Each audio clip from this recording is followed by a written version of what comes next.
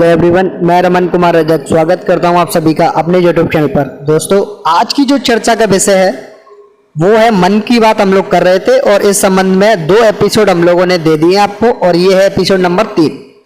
Episode number 1 में हम लोगों ने चर्चा की थी कि बेस्ट बुक क्या हो सकती है और उसे कैसे परचेज करें और क्या क्या बेनिफिट्स हैं, उसके बारे में हम लोगों ने रिव्यू किया था।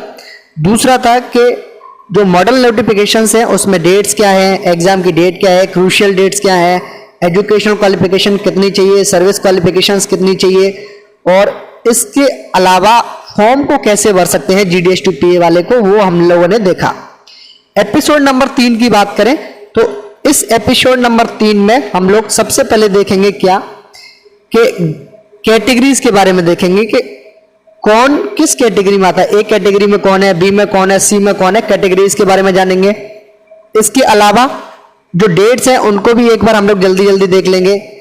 फॉर्म को कैसे भरना है, यानी कि जो लोग एमटीएस में है, पोस्टमैन या मेल गार्ड में है, डिपार्टमेंटल एम्प्लॉय है, वो फॉर्म कैसे भरेंगे पीए के लिए, उसको भी देख लेंगे। और इसके अलावा जो अदर फैक्ट्स हैं उनको भी हम लोग देखेंगे। तो सबसे पहले जानते हैं डेट्स के बारे में।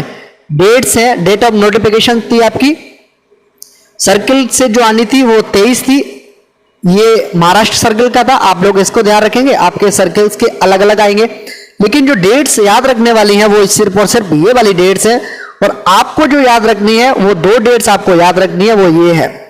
और पहली डेट्स में है कि आपको फॉर्म कब तक जमा करना है, तो आपको फॉर्म 14 फरवरी 2023 से पहले जमा करना है।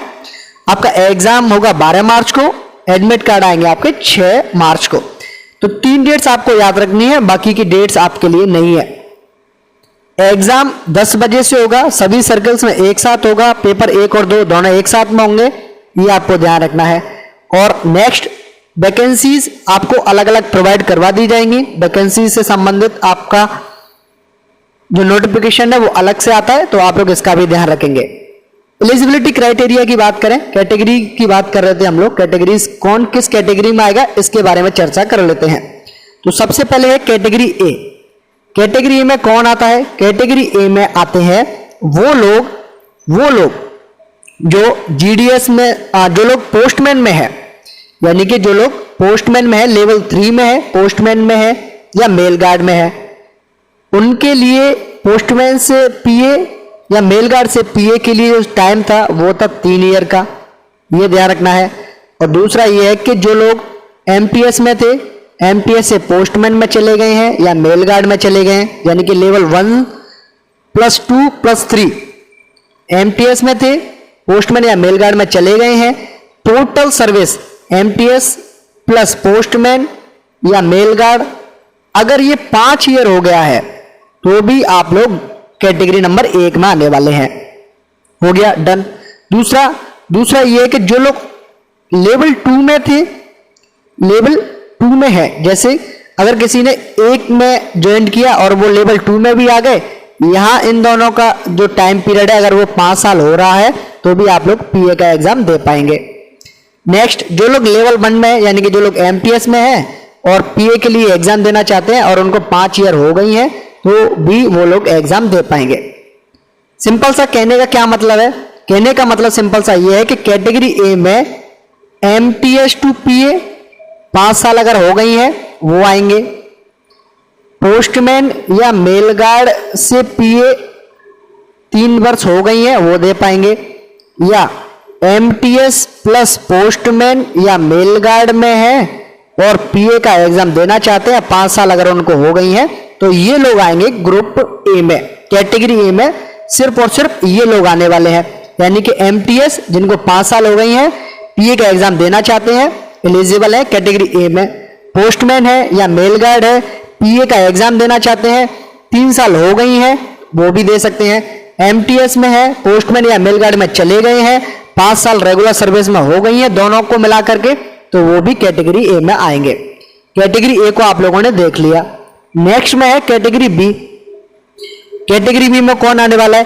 कैटेगरी बी में वो लोग आने वाले हैं जो जीडीएस में थे, जीडीएस से एमटीएस में चले गए हैं या पोस्टमैन में चले गए या मेल गार्ड में चले गए हैं और उनको 8 साल हो गई हैं, 8 साल उनको हो गई हैं।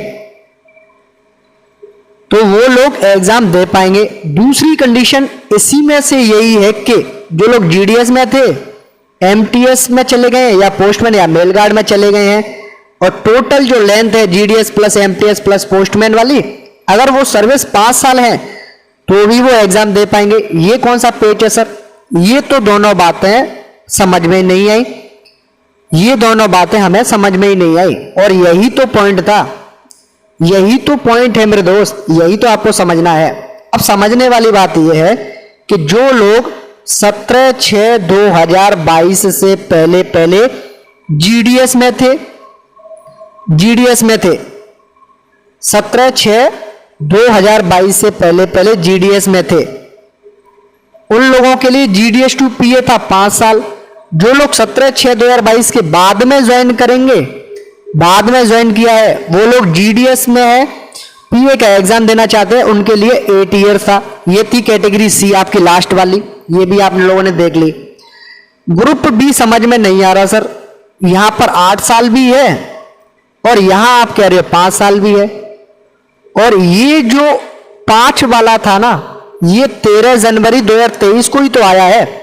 ये अमेंडमेंट है वो 13 जनवरी 2023 को ही तो आया है सर। इससे पहले तो ये था, वो भी क्लियर था हमें, और हम लोग तो ये समझ रहे थे सर कि जीडीएस से जो लोग एमटीएस में गए हैं या पोस्टमैन या मेल गार्ड में गए हैं, और इनको यहां पर टोटल सर्विस पहले 8 थी, अब इसको 5 ईयर कर दिया है। हम लोग तो सर यही समझ रहे थे और यही हमारे दिमाग में चल रहा है, आपने कंफ्यूज कर दिया, सर्किल्स की नोटिफिकेशन ने कंफ्यूज कर दिया। डाउट्स को कैसे सॉल्व करें, इससे पहले जान लेते हैं कि क्रूशियल डेट्स आपकी 1 जनवरी 2023 ही रहेगी, इसमें किसी भी प्रकार की कोई रिलैक्सेशंस नहीं मिलने वाली है, ऐसा मुझे ऐसा लग रहा है। तो आप लोग क्रूशियल डेट्स 1 जनवरी 2023 ही माने सभी कैटेगरीज के लिए, यानी कि चाहे बात करें 5 ईयर की सर्विस की, चाहे वो बात करें 8 ईयर सर्विस की, चाहे अपन लोग बात करें 3 ईयर की सर्विस की, क्रूशियल डेट्स आपकी 1 जनवरी 2023 ही रहने वाली है। तो इस पेज को सुलझा लेते हैं कैटेगरी बी वाले को। कैटेगरी बी में सिंपल क्या है, और इसको हम लोग इसी वीडियो में देखेंगे, और वो ये है कि 17 जनवरी 2022 से पहले पहले जिन लोगों को जीडीएस में रेगुलर सर्विस करते हुए 5 साल हो गई हैं, 17/6/2022 से पहले पहले जीडीएस में जॉब करते हुए 5 साल रेगुलर हो गई हैं, तो उन लोगों के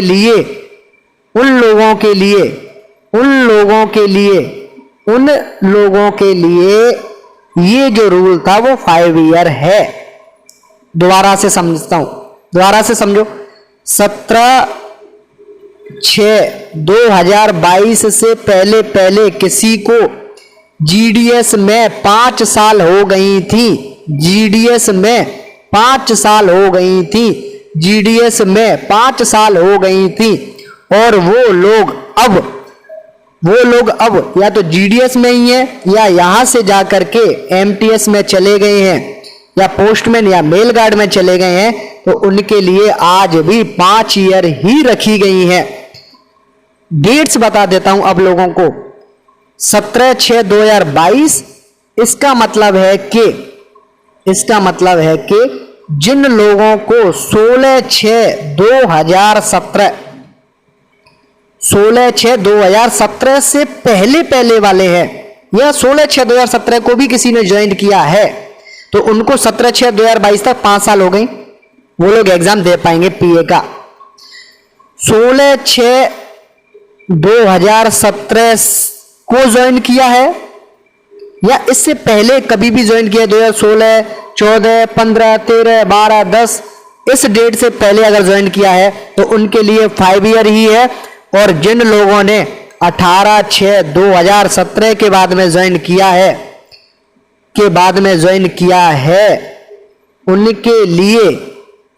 उनके लिए रूल्स ये वाले हैं। कौन से वाले? ये वाले रूल्स हैं 8 ईयर वाले, यानी कि जीडीएस से एमटीएस या पोस्टमैन या मेल गार्ड में चले गए हैं। कौन से लोग? जिन्होंने 6/2017 या बात करें क्रूशियल डेट्स की बात कर लेते हैं। 17/6/2022 के 17/6/2017 के बाद में ज्वाइन किया है जीडीएस में।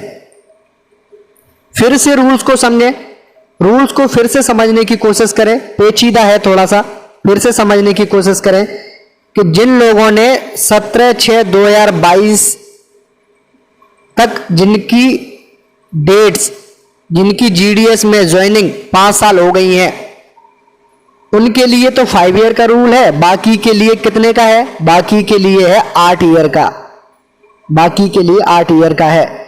अगर किसी ने 17/6/2022 या उसके बाद में ज्वाइन किया, 17/6/2017 के बाद में ज्वाइन किया है, तो उनके लिए भी आज 8 ईयर का रूल है। उनके लिए 8 ईयर का रूल है, आपको ध्यान रखना है। नेक्स्ट, पैटर्न सिलेबस के बारे में आप लोगों को पता है, डेस्ट के बारे में आप लोगों को समय समय पर ये रूल चेंज होते रहते हैं, इसलिए आप लोगों को अपडेटेड रूल्स से अवगत करवा दिया जाएगा। नेक्स्ट जो इंपॉर्टेंट चीज जो ध्यान रखनी है आपको, फॉर्म फिल कैसे करें।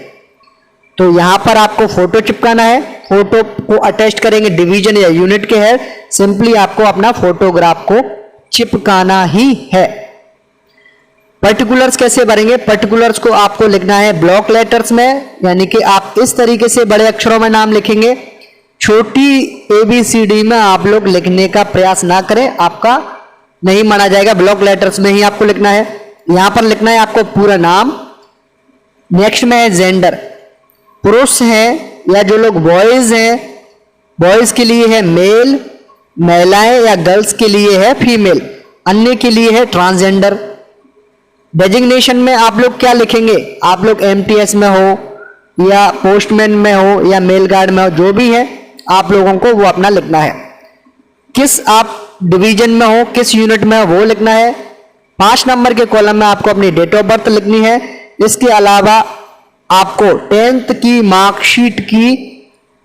मार्कशीट की फोटोकॉपी इस फॉर्म के साथ में लगानी है और उस फोटोकॉपी को आपको अटैच्ड भी करना है, सिग्नेचर भी करने हैं। 6 नंबर के कॉलम में आपकी कैटेगरीज हैं 3, अनरिजर्व, SC और ST। SC और ST वाले शेड्यूल कास्ट और शेड्यूल ट्राइब्स वाले लिखेंगे SC और ST, बाकी के लिखेंगे UR, यानी कि यहां पर कोई OBC नहीं, यहां पर कोई EWS नहीं, सिर्फ और सिर्फ क्या आएगा? UR आएगा, ध्यान रखना है। नेक्स्ट, अगर कोई पर्सन विथ बेंचमार्क डिसेबिलिटीज है, यानी कि अगर किसी को सामान्य शरीर के अलावा कुछ समस्याएं हैं, जैसे कोई पैर से हैंडीकैप्ड है, कोई हाथ से हैंडीकैप्ड है, तो वो कितनी % डिसेबिलिटीज हैं, उसका सपोर्टिंग डॉक्यूमेंट की फोटोकॉपी और उस फोटोकॉपी को आपको करना है अटेस्टेड, यानी कि सिग्नेचर करने होंगे।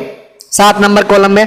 8 नंबर में date of entry in the department, यानी कि आप GDS, आप लोग डिपार्टमेंट में कब से हो, आप लोग डिपार्टमेंट में कब से हैं? GDS में थे या MTS में थे या पोस्टमैन या मेल गार्ड में थे, जहां भी आपने सिलेक्शन लिया GDS में लिखना है, तो GDS की डेट ऑफ ज्वाइनिंग यहां पर आएगी 8 नंबर के कॉलम में।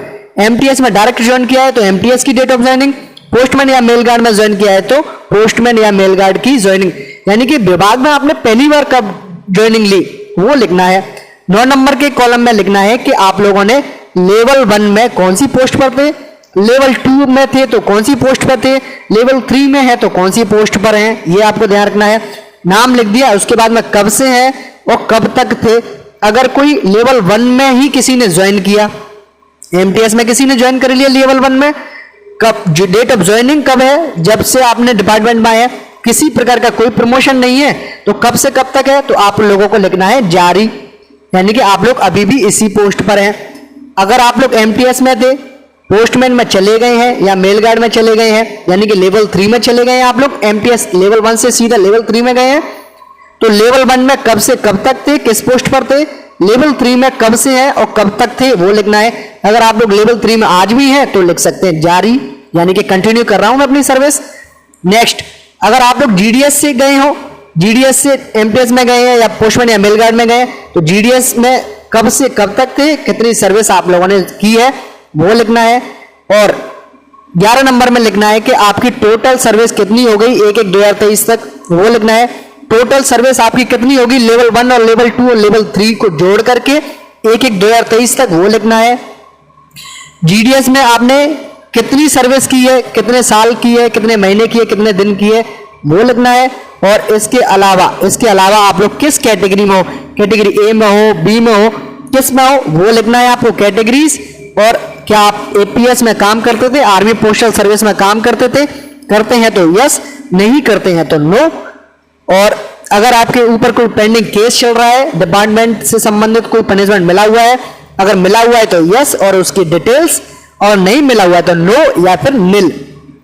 Next, language for paper second, यानी कि जो लोग, ये सिर्फ और सिर्फ किसके लिए है, महाराष्ट्र सर्कल की हम लोग बात कर रहे हैं, इसलिए आपको ये मिला हुआ है। जरूरी नहीं है कि आपके सर्कल में कोई और लैंग्वेज यूज होती हो तो आपको ये वाला कॉलम देखने को मिले। महाराष्ट्र सर्कल को लिखना है लैंग्वेज पेपर 2 की आपको कौन सी चाहिए, अगर आप गोवा डिवीजन वाले हैं तो। ये आपका डिक्लेरेशन है कि मैंने जो फॉर्म भरा है वो मेरी नॉलेज में सही है, जो डिटेल्स मैंने भरी है वो सही है, अगर कुछ भी गलत मिलता है तो आप लोग मुझे पेपर ना देने दें, ऐसा आपको डिक्लेरेशन देना है। यहां पर आपको अपने सिग्नेचर करने हैं, यहां आपको अपनी तारीख, जिस तारीख को आप फॉर्म भर रहे हैं, कौन सी जगह से है, यानी कि बीओ में है तो बीओ, और उसके बाद में अपनी एसओ या एचओ का नाम कोष्टक में लिखेंगे। एसओ में जुड़े हुए तो एसओ का नाम, एचओ का नाम कोष्टक में लिख देंगे, एचओ में है तो एचओ का नाम लिख देंगे और डिवीजन ऑफिस का नाम कोष्टक में लिख देंगे। इससे पता चल जाता है कि आप लोग कहां से हैं। तो ये सारी चीजें आप लोगों को लिखनी है। ये डिविजनल हेड और यूनिट हेड का है, ये आपको फिल नहीं करना है, आप लोगों को इस बात का ध्यान रखना है। फॉर्म को आपने भर लिया, डेट्स भी याद रख ली, क्रूशियल डेट्स ध्यान रख ली, सिलेबस, एग्जाम पैटर्न, और उसके बाद में कैटेगरीज के बारे में हम लोगों ने चर्चा कर ली। और जो मोस्ट इंपोर्टेंट डाउट था कि 8 साल किन के लिए है, 5 साल कितने के लिए है, अगर ये डाउट आपके समझ में आ गया है तो बहुत अच्छी बात है, नहीं आया तो एक सेपरेट वीडियो आपको इसी चैनल पर देखने को मिलेगी, आप लोग देख लेंगे। सर्विस आपकी 1/1/2023 तक कितनी हो गई, 1/1/2023 तक आप लोग जीडीएस में कितनी कर ली, लेवल 1 लेवल 2 में कितनी कर ली, एज कितनी हो गई, ये सभी कैलकुलेशंस के लिए भी आपको एक सेपरेट वीडियो देखने को मिलेगी। और इसी नोट पर इस वीडियो को करता हूं मैं एंड। ये है अंत इस वीडियो का। धन्यवाद।